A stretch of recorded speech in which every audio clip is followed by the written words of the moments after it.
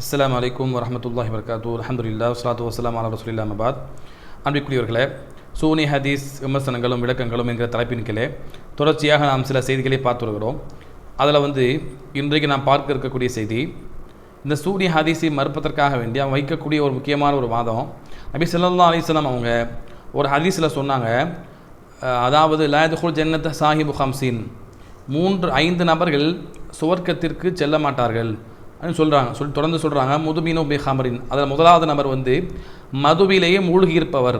அடுத்து 2ஆவது சொல்கிறாங்க, ஒலா முக்மீனும் பிசிஹரின், சூனியத்தை உண்மை என்று நம்புபவர், உண்மைப்படுத்துபவர். ஒல காத்திஉ ரஹ்மின், அடுத்து உறவை துண்டிக்கக்கூடியவர்.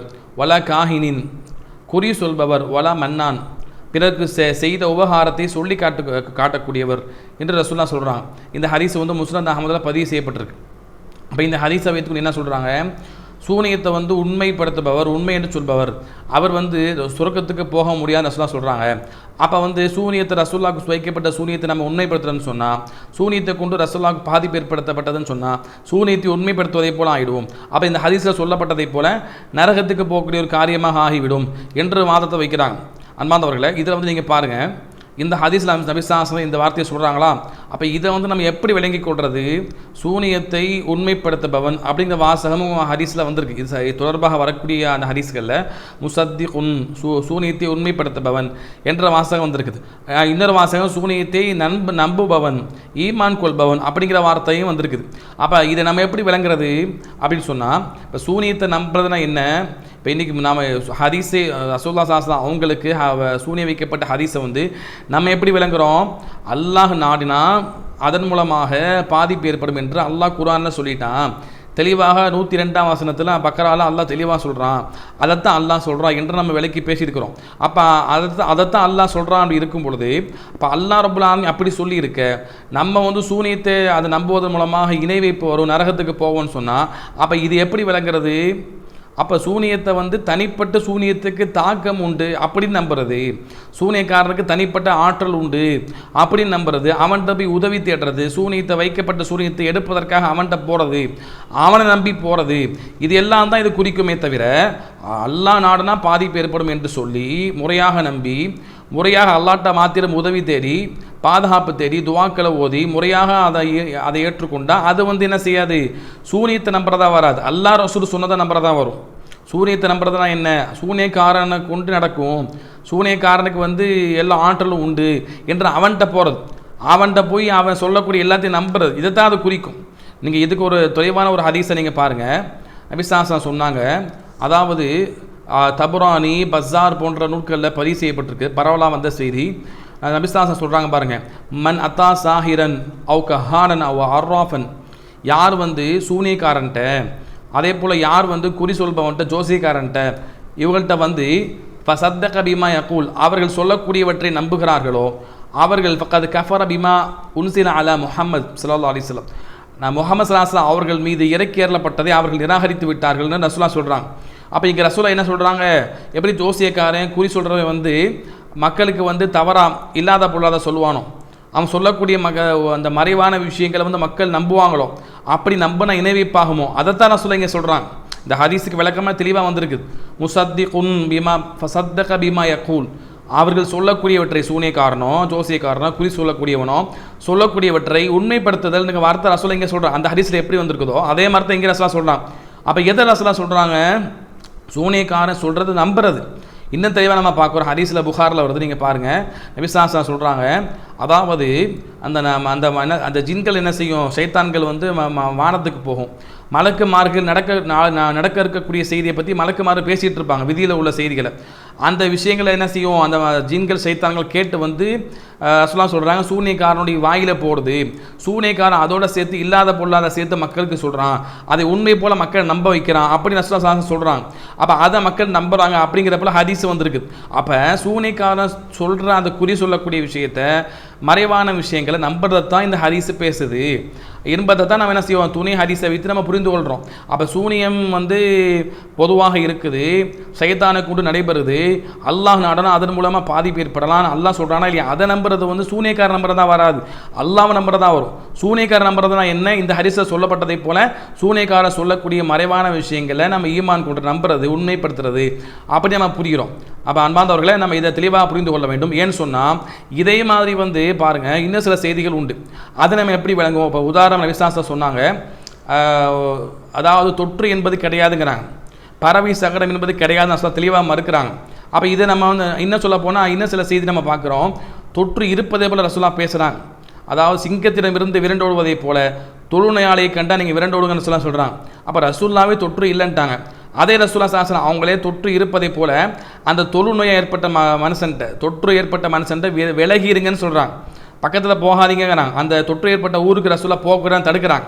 அப்போ இந்த செய்தி நம்ம பார்க்குறோம், ரெண்டுமே முரணா இருக்கா இல்லையா, அதை எப்படி நம்ம விளங்குறது. இப்போ தொற்று இருக்குதா இல்லையா, ரசூலா தொற்று இல்லைன்னு எந்த கருத்தில் சொன்னாங்க அப்படின்னு சொன்னால், ஆரம்ப காலத்தில் இஸ்லாத்துக்கு வந்த மக்கள்கிட்ட தொற்று உண்டுன்னு சொல்லிட்டா அவங்க தொற்று மீது நம்பிக்கை வச்சுருவாங்க, அல்லாஹ் மீது நம்பிக்கை, விதி மீது நம்பிக்கை வைக்க மாட்டாங்க என்ற அடிப்படை நபிசாசம் என்ன பண்ணாங்கன்னா ஆரம்ப காலத்தில் அந்த அழுத்தமாக சொன்னாங்க.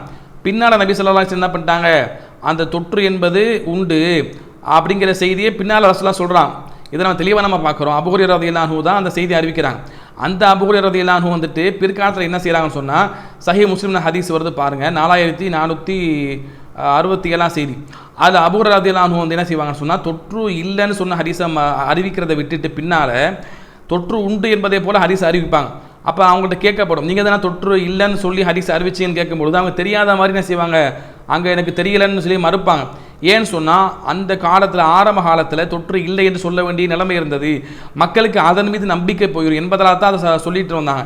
பின்னால் வந்து ரசூலுல்லாஹி ஸல்லல்லாஹு அலைஹி வஸல்லம் வந்துட்டு என்ன பண்ணாங்க, மக்கள் இஸ்லாத்துக்கு வந்து ஈமான புரிஞ்ச பின்னால் அப்போ தொற்று உண்டுன்னு சொன்னால் முறையாக விளங்கிக் கொள்வாங்க, விதியின் மீது நம்பிக்கை இல்லாமல் போயிட மாட்டாங்க, அல்லாஹ்வுடைய விதியோட சேர்த்து தான் தொற்றை புரிவாங்க என்கிற அந்த பக்குவம் வந்ததுக்கு பின்னால் நபி ஸல்லல்லாஹு அலைஹி வஸல்லம் என்ன பண்ணாங்கன்னா தொற்று உண்டு என்பதை போல செய்தியை சொல்லியிருக்கிறாங்க என்ற அடிப்படையில் வந்து இதை பிரித்து சொல்கிறாங்க.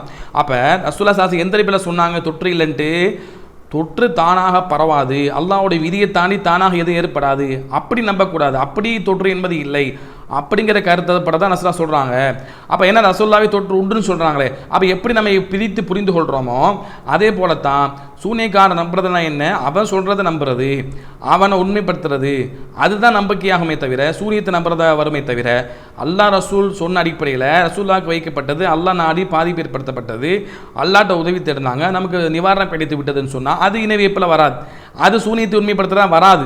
அப்போ அல்லாஹ் ரசூல் சொன்னதை உண்மைப்படுத்துறது தான் வரும் எப்போ நம்ம புரிந்து கொள்ளணும். அடுத்து நீங்கள் வந்து பாருங்கள், நபி ஸல்லல்லாஹு அலைஹி வஸல்லம் சொல்கிறாங்க, ஒரு ஹதீஸில் புகாரில் ஹதீஸ் வருது, அதாவது ஏன் சமுதாயத்தில் வந்து எதுகுல ஜன்னத்தை மீன் உம்மத்தி 70,000 பிகைர் ஹிசாபின், என்னுடைய சமுதாயத்தில் வந்து 70,000 நபர்கள் வந்து கேள்வி கணக்கு இல்லாமல் சொர்க்கத்துக்கு போவாங்கன்னு சொல்கிறாங்க.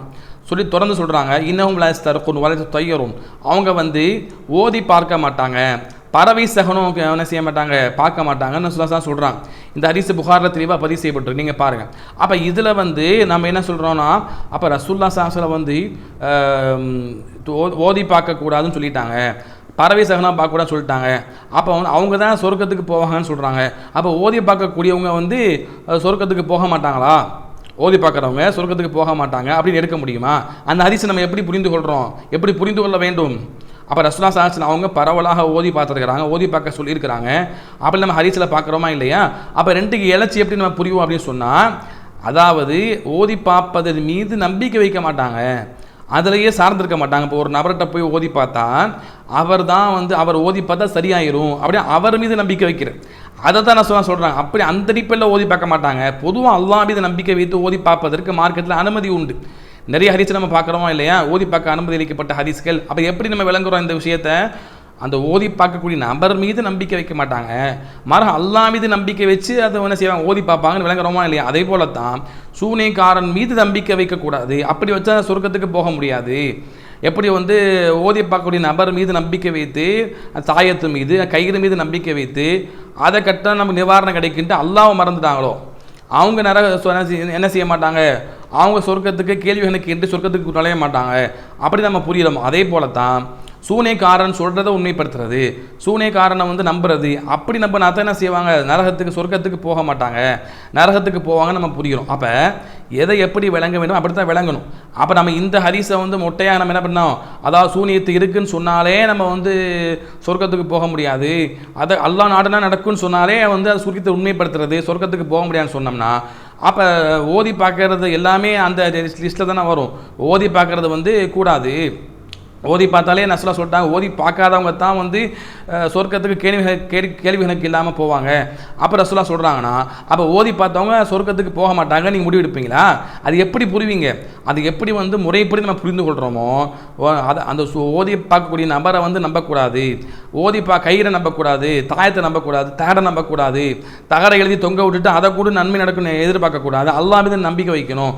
அப்போ அந்த நம்பிக்கையை அல்லாஹ் மீது வைக்காமல் அல்லாஹ்வுடைய நாட்டத்தோடு சேர்த்து விளங்காமல் தனியாக நம்பிக்கை அங்கே வைத்தா, தாயத்தின் மீது தகடின் மீது வைத்தா எப்படி இணை வைப்பு வருமோ அதே போலத்தான் சூனியக்காரனை கொண்டு அல்லாஹ் நாட்டப்படி நடக்குது.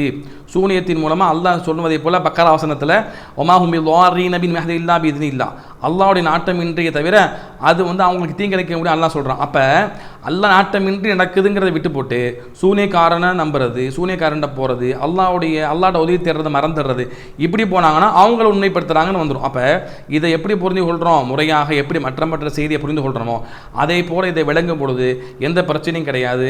இன்னும் சொல்லப்போனால் இந்த ஹதீஸ் இந்த செய்தி எந்த செய்தி வந்து எதை வைத்து சூனியம் வந்து உண்மையை நம்பினா சோனா செல்ல மாட்டாங்கன்னு சொல்கிறாங்களோ இந்த செய்தி வந்து இது வந்து அறிவிப்பாளர் வரிசையில் விமர்சனம் செய்யப்பட்ட செய்தியாக இருக்குது.